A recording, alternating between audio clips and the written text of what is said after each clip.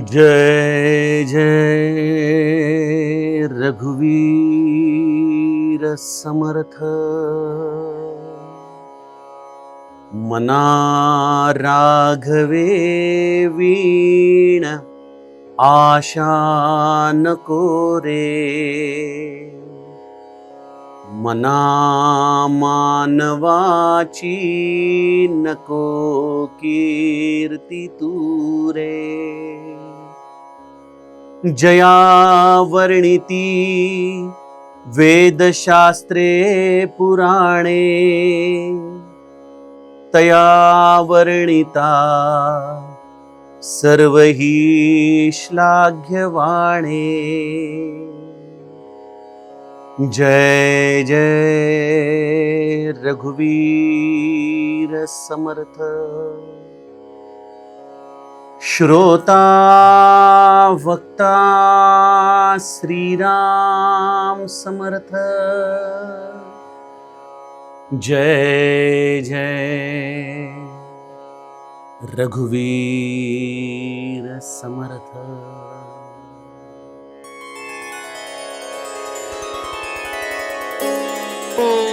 श्रीराम आपल्या सर्वांच्या हृदयस्थ वसणाऱ्या आत्मारामास साष्टांग प्रणिपात करून मनोबोध एक अंतरयात्रा या आपल्या श्री समर्थ रामदास स्वामी विरचित मनाच्या श्लोकांचा जो आपण चिंतनात्मक मागोवा घेत आहोत, सज्जन हो, आज आपण त्यातील श्लोक क्रमांक 18चं चिंतन करणार आहोत। समर्थांनी आपल्याला मागच्या श्लोकामध्ये एक अत्यंत महत्वाचं सूत्र चिंतनाला दिलेलं आहे। या मनुष्याची कशी अवस्था आहे? मनी मानव व्यर्थ चिंता वाहते, अकस्मात होणार होऊन जाते। घडे भोगणे सर्व ही कर्मयोगे, मती मंदते खेद मानी वियोगे। हे सर्व काही आपल्या संचिताचा खेळ मनुष्य या जीवनामध्ये अनुभवत असतो, परंतु एक मतिमंद अर्थात अज्ञानी जीव या सगळ्यामध्ये आपलं कर्तेपण घेऊन हे आपल्याच बाबतीत का असा प्रतिकार करून मनामध्ये क्षोभ निर्माण करत असतो। समर्थ त्यामुळं अशा लोकांना म्हणतात की निरंतर हे चिंतेचं गाठोडं आपल्या डोक्यावरती घेऊन हे मना तू अकारण व्यथित होऊ नकोस। अशा या श्लोकाच्या आधाराने समर्थांनी परमार्थाची आपल्याला पूर्वपीठिका आत्तापर्यंतच्या श्लोकांमध्ये सांगितली। समर्थ आज आपल्याला मानवी जीवनामध्ये आमच्या मनामध्ये दडलेल्या एका मूलभूत अशा प्रश्नाचं चिंतन सांगत आहेत। काय आहे सरळ अर्थ? समर्थ म्हणतात, मना राघवे वीण आशा नको रे। मना माझ्या रामाशिवाय राघवाशिवाय कोणाचीही आशा ठेवू नकोस बरं। काय होतं? मना मानवाची नको कीर्ती तू रे। तू निरंतर कुठल्या ना कुठल्या तरी मनुष्याची व्यर्थ आशा ठेवतोस, त्याच्यावरती तू अवलंबून राहतोस आणि प्रत्येक वेळेला तुझी फसगतच होते ना रे मना। मना त्यामुळे मानवाची कीर्ती तू सोडून दे गाणं बरं। अरे मना, या रामाची कीर्ती मी तुला गायला सांगतोय, हा केवळ माझा स्वानुभव नाही। जया वर्णिती वेद शास्त्रे पुराणे, ज्याला वेदांनी गायलंय, शास्त्रांनी गायलंय, पुराणांनी गायलंय, अशा माझ्या रामाचं तू कीर्ती गा बरं। तया वर्णिता सर्व ही श्लाघ्यवाणे। आणि त्यामुळंच माझ्या रामाची कीर्ती गाणं हे सर्व दृष्टीने योग्य आहे, स्तुत्य आहे, श्लाघ्य आहे, अर्थातच स्तुत्य, आणि तेच योग्य आहे। मनाला समर्थ रामदास स्वामी हा असा बोध या श्लोकाच्या सरळ अर्थाने आपल्याला सांगतात। गुरुकृपेने आपण आता त्यातील थोडासा भावार्थ बघण्याचा प्रयत्न करूयात। बघा, मानवी मनाचं जे मी तुम्हाला एक मूलभूत प्रश्न सांगितला तो असाच आहे की हे मानवी मन आधारांच्या शिवाय जगूच शकत नाही। त्याला सतत कुठल्या ना कुठल्या तरी गोष्टीचं अवलंबन हवंय। आपण त्याशिवाय निशंक राहू शकत नाही, त्याशिवाय आपण निर्भय होऊ शकत नाही. आणि मनुष्याचं मन हे गुणमय असल्यामुळं त्याला गुणांमध्येच असलेल्या वस्तूंचा आधार वाटतो बरं का. त्यामुळं त्याला आपलं घरदार खरं वाटतं, त्याला आपला बँकेमध्ये असलेला बॅलन्स खरा वाटतो, त्याला आपली नोकरी खरी वाटते, त्याला आपले समाजातले मित्र खरे वाटतात, त्याला आणखीनही अनेक गोष्टींचा आधार वाटतो. पण या मानवी मनाला कधीही रामाचा आधार वाटत नाही बघा. कारण हे मन जणू काही कुठेतरी निश्चयच करून बसलंय की हा राघव, ज्याचं आकलन या मनाला होत नाही, तो आहे की नाही माहित नाही, तो एका वस्तूमध्ये आहे, एका विग्रहामध्ये आहे, एका तसबिरीमध्ये आहे, पण तो राघव माझा खरंच आधार होऊ शकतो का, याची मनाला कधी भ्रांतच पडत असल्यामुळं ते कधी त्याच्यावरती विश्वास ठेवायला तयार होत नाही. खरोखर आपल्या मनाला या सगळ्या चुकीच्या गोष्टींचं अवलंबन का बरं वाटतं, आणि जे खरं आहे, शाश्वत आहे, त्यापासून आपलं मन हे नेहमीच अशा पद्धतीने विन्मुख का बरं असतं, हा एक खरोखर चिंतनीय प्रश्न आहे. सज्जनो, मी आपणास अगदी विनम्रपणे हा प्रश्न विचारतो. आजपर्यंत आपण ज्या ज्या मानवांकडून अपेक्षा ठेवल्या, ज्या ज्या व्यक्तींकडून अपेक्षा ठेवल्या, ज्या ज्या वस्तूंकडून अपेक्षा ठेवल्या, खरोखरच तुम्हाला त्या आशांची पूर्ती जेव्हा तुम्हाला त्याची अत्यंतिक गरज होती त्यावेळेला खऱ्या अर्थाने मिळाली का हो? काही अपवाद असू शकतात, मी नाही म्हणत नाही, परंतु बहुतांश लोकांची ही व्यथा आहे आणि ती बऱ्याचदा त्यांच्या बोलण्यातून आपल्याला जाणवते की अरे, त्याच्यासाठी मी एवढं केलं, पण आज मला गरज होती त्यावेळेला त्याने साधा माझा फोन देखील उचलला नाही. मदत करणं सोडा, हा मानवी स्वभाव आहे. बघा, आपल्याला कधी पैशाची गरज वाटली की आपल्याला जर कोणाकडून त्याचं मदत अपेक्षित असेल तर निश्चितपणे आपल्या तोंडावरती दरवाजा बंद केला जातो. एक नेहमी व्यावहारिक सत्य म्हटलं जातं की जेव्हा आपल्या खिशामध्ये पैसा असतो ना, तेव्हा जगातल्या सगळ्या लोकांच्या खिशामध्ये पैसे असतात, आणि ज्या वेळेला आपल्या खिशात पैसा नसतो त्यावेळेला कोणाच्याही खिशामध्ये पैसा नसतो. पण माणसांचं थोड्या वेळ बाजूला ठेवा, माझ्या बँकेतला बॅलन्स तर खरी आहे की नाही, तो तर कुठं जात नाही. मला आठवतं, आमच्या ओळखीच्या पैकी एका व्यक्तीने रिटायरमेंट झाली, बऱ्याच वर्षापूर्वीची गोष्ट आहे, आणि बऱ्यापैकी त्याला मोठी रक्कम रिटायरमेंट नंतर मिळाली, आणि त्याने एका सहकारी बँकेमध्ये आपले ते सगळे पैसे फिक्स डिपॉझिटच्या रूपाने ठेवले. अत्यानंदित होता की आता काही कुठली भ्रांत नाहीये मनाला, आता काय निवांत पेन्शन घ्यायची, इंटरेस्ट खायचा. पण 2 महिने नसतील झाले तेव्हा ती सहकारी बँक रिझर्व्ह बँकेने बंद करून टाकली आणि लोकांच्या सगळ्या ठेवी जप्त करण्यात आल्या. म्हणजे जो पैसा ज्याच्या आधारावरती तो व्यक्ती होता, तो पैसा देखील त्याच्यापासून गेला आणि केवळ मनामध्ये संताप राहिला. बघा अहो, इतकंच काय, 3-4 वर्षापूर्वी कोरोनाचा काळ आला आणि ज्यांना ज्यांना ICUचे करून जावं लागलेलं आहे, त्याची वारी करून यावे लागलेली आहे, ते लोक सांगू शकतील कोरोना काळामध्ये कोण होतं तुमचं. सगळं असेल तुमच्या त्या ICU काय त्या हॉस्पिटलच्या बाहेर, कदाचित तुमच्या घरचे असतील, तुमचा मित्र असतील, तुमचा बँकेमध्ये पैसा असेल, कोण कामाला आला, कोणाचा उपयोग झाला तिथं. अहो, जे दुर्दैवी लोक आपला प्राण त्या कोरोनाच्या काळात घालवून बसले, त्यांचा अंत्यसंस्कार देखील करण्याचं त्यांना भाग्य त्यांच्या नातेवाईकांच्या द्वारे प्राप्त झालं नाही. कुठल्या तरी प्लास्टिकमध्ये गुंडाळून कुठेतरी बेवारशाप्रमाणे त्यांचे अंत्यसंस्कार झाले.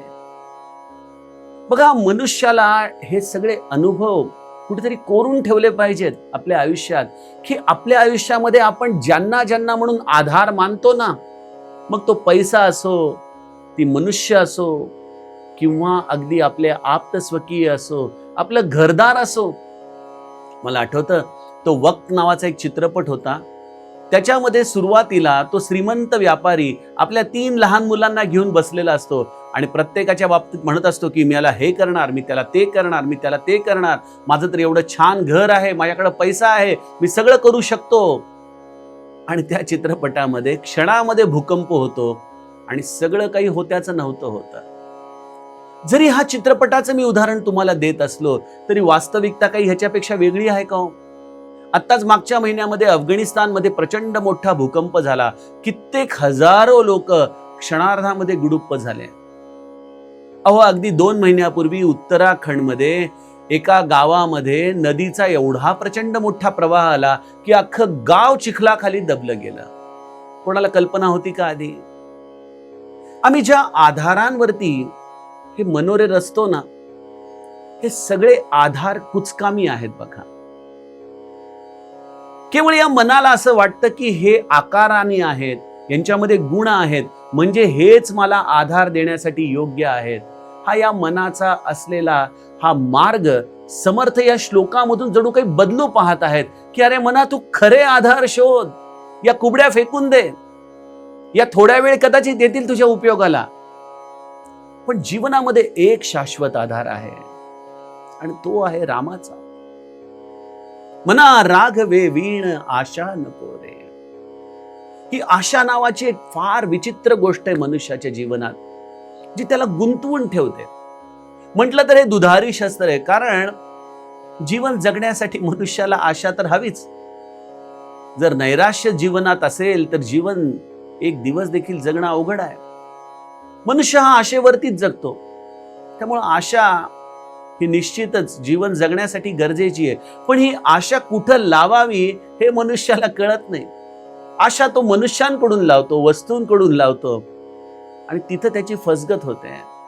मग ही आशा नामक जी एक गोष्ट आहे ना, ती आशा रामावरती लावावी बघा. समर्थ म्हणतात, मना राघवे वीण आशा नको रे, मना मानवाची नको कीर्ती तू रे. मला ते मराठी भावगीतातला एक सुंदर भावगीत आहे की आश्रमात या कधी रे येशील तू माझा रामा. खरोखर फार सुंदर भावगीत आहे. आश्रमात या कधी रे येशील. ही आशाच आहे एक प्रकारे की माझ्या आश्रमामध्ये रामा तू कधी येशील रे, कधी येशील. समर्थांचे एक पद आहे, राघोबा उदारा ये माझे मंदिरा, राघोबा उदारा ये माझे मंदिरा, जानकी चावरा राम राया, राम राया, राघोबा उदारा ये माझे मंदिरा. रामा, माझ्या या हृदय मंदिरामध्ये कधी रे येशील तू, कधी रे येशील. त्याची ही निरंतर आस लागणं, ही आशा लागणं, ही जीवनामध्ये कधीही निराशा करत नाही बरं का, कधीच निराश करत नाही ती. तुम्ही मानवाची आशा कराल तर बहुतांश वेळेला तुमच्या पदरामध्ये अपयशच पडेल, पण ज्याला रामाची आशा लागली आहे ना, तो कधीच निराश होत नाही. पण ती आशा कशी पाहिजे? सगळ्या आशा सोडून केवळ त्याच्या चरणी आशा लागली पाहिजे बघा. नाहीतर आमचं कसं असतं की ताटामध्ये 10 पदार्थ आहेत आणि त्याच्याबरोबरच एक लाडू आला म्हणून तो देखील ठेवला. तसं नाही. माझं सगळं सगळं सगळं एकी बाजूला आणि माझा राम तोच माझं सर्वस्व आहे. या भूमिकेतून रामाच्या चरणी लागलेली आशा पाहिजे. मग ते तुम्हाला जीवनामध्ये कधीच अपयशी होऊ देत नाही. कारण ज्याचं कोणी नसतं ना, त्याचा केवळ राम असतो बघा. आणि माझ्या समर्थांनी तेच केलं बघा. माझे समर्थ हिमालयामध्ये गेले होते, बर्फ पडत होता, प्रचंड थंडी होती आणि आमचे समर्थ लंगोटीवरती उघड्या अंगाने त्या बर्फामधून प्रवास करतायत. किती थंडी वाजत असेल देहाला. आणि त्यांच्या मनामध्ये एकच होतं की मला मानवाची आशा नाही, माझी आशा त्या राघवाकडून आहे. तो बघेल काय करायचं. आणि अशा या बर्फामध्ये रामाला माझ्या समर्थांची काळजी, आणि रामानेच हनुमंताच्या द्वारे सुंदर वस्त्र जी या बर्फाळ प्रदेशामध्ये वापरण्यासाठी योग्य आहेत ती हनुमंताच्या द्वारे समर्थांच्या जवळ दिली. आजही आमच्या सज्जनगडावर ती वस्त्र समर्थांच्या शेजघरामध्ये दर्शनासाठी उपलब्ध आहे. हे होऊ शकतं, हे घडू शकतं. माझ्या श्री महाराजांच्या जीवनामध्ये एक प्रसंग आहे की एकदा एका चुलत्याने त्यांचा घात करायचा ठरवला. एकाला सांगितलं की त्यांना बोलत बोलत झाडाखाली घेऊन ये, आणि हा झाडाच्या वरती दगड घेऊन बसला होता. आणि समर्थांच्या सारखेच महाराज देखील रामावरती आपला सगळा भार टाकून बसलेले, आणि तो दगड त्या समर्थांच्या रूपात आलेल्या महाराजांच्या डोक्यावर तो सोडणार. किती फ्रॅक्शन ऑफ सेकंद लागले असतील त्या झाडाच्या फांदीवरून तो दगड खाली यायला, पण तेवढ्यात महाराज मागे सरकले आणि तो दगड मोकळ्या जागेमध्ये पडला. कोणी सोडला असेल महाराजांना, कोणी ढकललं असेल, कोणी मागे आणलं असेल. अहो इतकंच काय, तुम्ही जे नाम घेता ना, तुमचं राम कसं रक्षण करत असं तुम्हाला देखील माहित नाही. अनेक संकट, त्या संकटांपर्यंत तुम्ही पोहोचण्याच्या आधीच तुमची दूर झालेली असतात, तुमच्या आयुष्यातून निघून गेलेली असतात. ह्याचं कारण एकच आहे, तुम्ही रामाला अडवता ना, मग त्या रामाला तुमचं रक्षण करणं गरजेचं असतं बघा. आणि तुम्ही जितकं जितकं त्याच्यावरती आपला भार टाकाल तितकं तितकं तुम्हाला तो रामराया त्याचं अभेद्य कवच तुमच्या जीवनामध्ये प्रदान करत असतो. त्यामुळे कुठल्या मानवाची उगीच कीर्ती गाऊन त्याच्याकडून काहीतरी फुटकळ वस्तूंच्या अपेक्षा ठेवू नका. गायचं असेल तर आपल्या रामाला गावा. आमचे समर्थ छत्रपती शिवाजी महाराजांच्या समोर देखील म्हणाले, आम्ही काय कुणाचे खातो रे, तो राम आम्हाला देतो रे. खरोखर छत्रपती तर दानशूरच होते, पण अशा छत्रपतींच्या समोर देखील माझे समर्थ ताठ मानेने आपल्या रामाची कीर्ती गाताना, मना मानवाची नको कीर्ती तू रे. कोणाच्या समोर हात पसरायची गरज नाही, झोळी पसरायची गरज नाही. म्हणून आम्ही रामदास, रामचरणी आमुचा विश्वास, कोसळून पडो हे आकाश, परी आणिकाची आस न पाहू. हा रामदासांचा राम विश्वास आहे बघा. असा राम विश्वास ज्याच्या जीवनात आहे ना, त्याला कुठल्या मानवाची कुठल्याही पद्धतीने कीर्ती गाण्याची गरज नाही. आणि आपल्याला असं वाटेल, अरे समर्थांनी रामकीर्ती गायली, हा कदाचित त्यांचा अनुभव असेल, हा अनुभव मला येईलच याची खात्री काय. म्हणून समर्थ म्हणतात, जया वर्णिती वेद शास्त्र पुराणे. या रामाची कीर्ती गा. हे मी सांगत नाहीये, हे प्रत्यक्ष वेदांनी सांगितलेलं आहे, हे प्रत्यक्ष शास्त्रांनी सांगितलेलं आहे, हे प्रत्यक्ष पुराणांनी सांगितलेलं आहे. विष्णू सहस्रनामामध्ये भगवंताचं एक नाम आहे स्तुती स्तोता स्तुती प्रिया. तो स्तुती प्रिय आहे.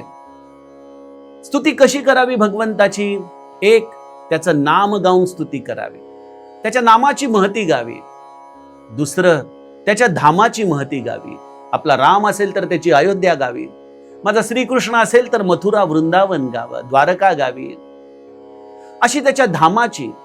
तिसरी गोष्ट, त्याच्या लीलांचं चिंतन करावं, लीलांचं श्रवण करावं, त्याचं चरित्र गायन. आणि चौथं, त्याने केलेलं या चरित्रातल्या प्रसंगांचं निरंतर चिंतन करावं बघा.